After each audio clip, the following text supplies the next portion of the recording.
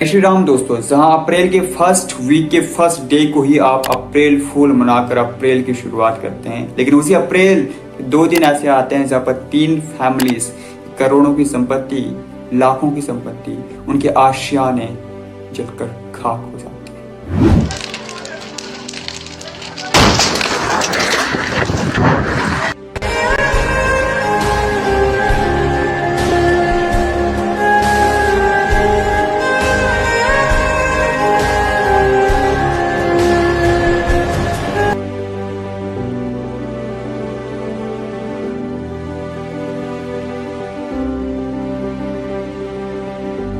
Usually आप अप्रैल की starting करते होंगे अप्रैल फूल से, लोगों का बेवकूफ बनाकर, लेकिन ये अप्रैल इतना भयानक रहता है कुछ फैमिलीज के लिए कि आप सोच तक नहीं सकते। मैं ज्यादा दूर की बात नहीं करूंगा, अपने चंबा की ही बात करूंगा। इसलिए फर्स्ट केस पर नजर डालते हैं, जो केस है रोशन लाल जी का, जो कि चंबा की गगरेट पंचायत घाघन गांव के निवासी हैं। उनकी गौशाला जल जाती है, गौशाला को अचानक ही आग लग जाती है। एक्चुअली ये बात है 9 अप्रैल 2024 की, जब ये बात घटित होती है। बात ये होती है कि उनकी वो एक गौशाला होती है। आग लगने का प्रमुख कारण तो पता नहीं है, लेकिन आग लग जाती है गौशाला को। जैसे एक आग की लपटें आसपास के लोग देखते हैं तो वो इंसानियत दिखाते हैं और वहाँ अंदर के जो मवेशी होते हैं उस गौशाला के, उन सबको बाहर निकालते हैं और उनका रेस्क्यू कर लेते हैं। लेकिन देरी इतनी हो चुकी होती है और आग की लपटें इतनी तेज होती हैं कि वो गौशाला को बचाने में सक्षम नहीं होते हैं और गौशाला पूरी की पूरी जल जाती है। गौशाला ही नहीं बल्कि गौशाला के अंदर जितना भी घास फूस, जितना भी चारा था मवेशियों के लिए, वो भी जल जाता है। और रोशन लाल जी को अनुमानतः लगभग 1 लाख का नुकसान यहाँ पर होता है। लेकिन एक दूसरा केस जिससे भी भयानक है, और ये केस भी 9 अप्रैल 2024 का है। और ये केस घटित होता है सलूनी के डांड बाजार में, जहां पर एक दुकानदार सुरेश जी, जो कि दुकानदारी का व्यवसाय करते हैं, वो एज यूजुअल रोज की तरह 8 बजे के करीब अपनी दुकान को बंद कर देते हैं और घर आ जाते हैं।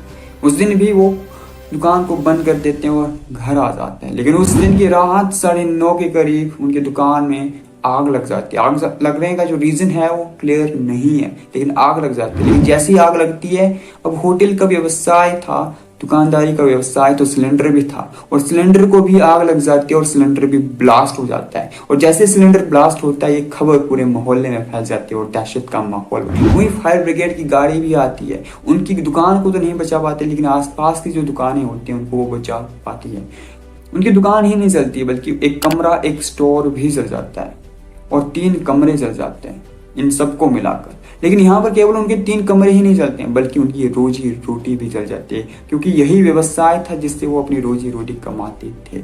अनुमानतः उन्हें 4 लाख का नुकसान यहाँ पर होता है, जिसकी पुष्टि राजस्व अधिकारी संजीव कुमार से ने की, और साथ में 5,000 की सहायता सरकार की तरफ से उनको यहाँ पर दी गई। ये था दूसरा केस। लेकिन तीसरा केस इससे भी ज्यादा भयानक है, और जिस केस को देखकर सुनकर सभी चुरावासियों के दिल भावुक हो गए। जिनके पास भी दिल था वो भावुक हो गए, जिनके पास ज्यादा दिल था उन्होंने आर्थिक सहायता भी दी। तो ये केस है चंबा चुरा के रुंडाल गांव का, पर पुरुषोत्तम जी के पोते जी की शादी थी। शादी का माहौल है, और शादी के माहौल में शादी की तैयारियां तो होंगी ही होंगी, और जैसी शादी की तैयारी होती है सब खुश होते हैं। लेकिन यहाँ पर तैयारी होती है, खुश भी होते हैं, सब खुश होते हैं, लेकिन नियति कुछ और ही चाहती है। इसलिए क्या होता है कि जैसी तैयारियां होती हैं, महिलाएं तैयारी करती है पकवान बनाने की, और पकवान बनाने की जैसे ही अंदर तैयारी होती है, वो आग लगाती हैं भट्टी को। लेकिन वो आग भट्टी को नहीं लगकर सिलेंडर को लग जाती है, और वो व्याकुल हो जाती है। महिलाएं हैं, व्याकुल तो होंगी, और जैसे ही व्याकुल होती हैं वो कुछ समझ नहीं पाती कि अब क्या करेंगे, और देखते ही देखते वो सिलेंडर ब्लास्ट हो जाता है। पहले एक सिलेंडर ब्लास्ट होता है, फिर दूसरा सिलेंडर ब्लास्ट होता है, फिर तीसरा सिलेंडर ब्लास्ट होता है, और ये 3 सिलेंडर 30 मिनट में 3 मंजिला वाले मकान को, करोड़ों की संपत्ति को ध्वस्त कर देते हैं। यानी कि 3 सिलेंडर केवल 30 मिनट में 3 मंजिला मकान को ध्वस्त कर देते हैं, और कोई कुछ नहीं कर पाता है। सब आंखों से देख रहे थे, आंसू बहा रहे थे, लेकिन लाख कोशिश करने के बाद भी कोई कुछ नहीं कर पाता है। अग्निशमन का वाहन भी आता है, लेकिन सड़क वहां तक ना होने के कारण वहां तक उसकी पाइप ही नहीं पहुंच पाती है। और इस तरह से एक परिवार की उम्मीदें, पूरी संपत्ति, पूरी पूंजी चल जाती है। यहाँ पर सरकार की तरफ से उनको सहायता दी जाती है 30,000 रुपए की, जो कि एसडीएम जी देते हैं, और साथ में उन्हें 3 तिरपाल, 9 कंबल, बाल्टियां और किचन सेट भी दिया जाता है ताकि उनकी थोड़ी हेल्प हो सके। लेकिन साथ में जो चुराह के विधायक हैं हंसराज जी, वो भी आश्वासन देते हैं कि सरकार से हर संभव प्रयत्न किया जाएगा उनको हेल्प करने के लिए, और साथ में यही बात चुराह के नेता यशवंत खन्ना जी भी कहते हैं। और इस तरीके से ये मुद्दा यहाँ पर सामने आता है। लेकिन इस मुद्दे में सब कुछ तो नेगेटिव था, इस केस में सब कुछ तो नेगेटिव था, और इन सभी केसेस में सब कुछ नेगेटिव था। लेकिन इन सभी केसेस को हम ध्यान से देखें तो एक पॉजिटिविटी भी थी, एक पॉजिटिव चीज भी थी जो कि हैपन हुई थी। और अब आप कहोगे कि इतनी नेगेटिविटी में क्या पॉजिटिविटी हुई, तो वो ये है मेरे दोस्त, ये किसी की भी जान नहीं। आपने पहला केस देखा रोशन लाल जी का, यहाँ पर अगर मवेशियों को नहीं बचाया जाता तो वो मर जाते, वो जल जाते। और वो दृश्य कितना भयानक, कितना अनदेखा दृश्य होना था, जैसे कोई नहीं देख सकता, क्योंकि आग कभी भी ये नहीं कहेगी कि ये गौ माता है, मैं इसे नहीं जलाऊं, वो तो उन्हें भी जला देगी। दूसरा जो केस था सुरेश जी का, जहां पर वो दुकान के अंदर नहीं थे, क्या पता वो दुकान के अंदर होते तो उनके साथ भी कुछ घटित हो जाता। हाँ, ऐसे भी हो सकता था कि वो आपको बचा भी सकते थे, लेकिन ऐसा भी हो सकता था कि उनके साथ भी कुछ हो सकता था। और तीसरा जो केस है इतना बड़ा रुंडाल का, पुरुषोत्तम जी के घर का, वहां पर इतनी बड़ी जनसंख्या होगी उस समय पर, क्योंकि शादी का माहौल था, लेकिन किसी को कुछ नहीं हुआ। सोचिए क्या होता अगर दूल्हे को कुछ हो जाता, क्या होता अगर उनके पिताजी को कुछ हो जाता, क्या होता फैमिली में से किसी को भी कुछ हो जाता या किसी को भी कुछ हो जाता। वो नहीं हुआ। तो इस पॉजिटिविटी को भी हम देख सकते हैं कि इन सभी केसेस में एक पॉजिटिविटी भी थी, और वो ये थी कि किसी को कुछ नहीं हुआ। लेकिन एक कमी इसमें हमें देखने को मिली सरकार की तरफ से, और वो ये थी शासन के द्वारा सड़क की सुविधा वहां तक होती तो शायद कुछ ना कुछ तो बच जाता, कुछ ना कुछ तो राहत मिलती। सब कुछ तो नहीं बचता, लेकिन कुछ ना कुछ एटलीस्ट बच जाता। लेकिन सड़क की सुविधा वहीं पर नहीं। लेकिन वहीं पर एसडीएम कहते हैं कि ग्राम सभा से वो आश्वासन अपील देंगे हमें कि यहाँ पर सड़क बननी चाहिए, अपनी जमीन देंगे तो हम जरूर कोशिश करेंगे यहाँ तक सड़क बनाने की, ताकि आने वाली जो घटनाएं हैं वो घटित ना हो। और दूसरी चीज यहाँ पर ये है कि जो हमारी परंपरा है हम उसको भी भूल गए। परंपरा ये है दोस्तों चुराह वासियों की, कि हम भोजन लकड़ियों के माध्यम से बनाते थे, क्योंकि धाम बनानी होती है और धाम बहुत बड़ी होती है। जैसे एक सिलेंडर पूरा नहीं कर सकता, और यहाँ पर 3 सिलेंडर तभी तो विस्फोट हुए। लेकिन अगर लकड़ी के माध्यम से ही यही सब कुछ पकवान भी बनाए जाते तो क्या सिलेंडर विस्फोट होता?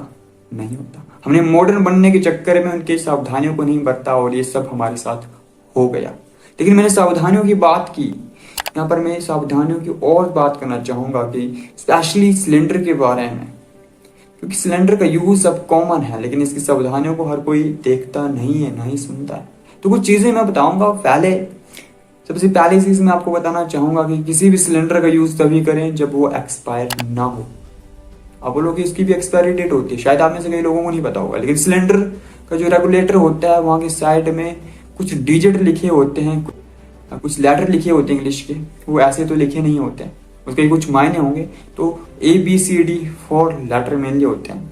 इन्हें डिवाइड क्या होता है मंथ्स में। ए इंडिकेट करता है फर्स्ट 3 मंथ्स, जनवरी फरवरी मार्च, B फिर अप्रैल मई जून, एंड C जुलाई अगस्त सितंबर, एंड D अक्टूबर नवंबर एंड दिसंबर। और जो डिजिट होता है चाहे 20 हो 21 22, वो ईयर को डेडिकेट करता है।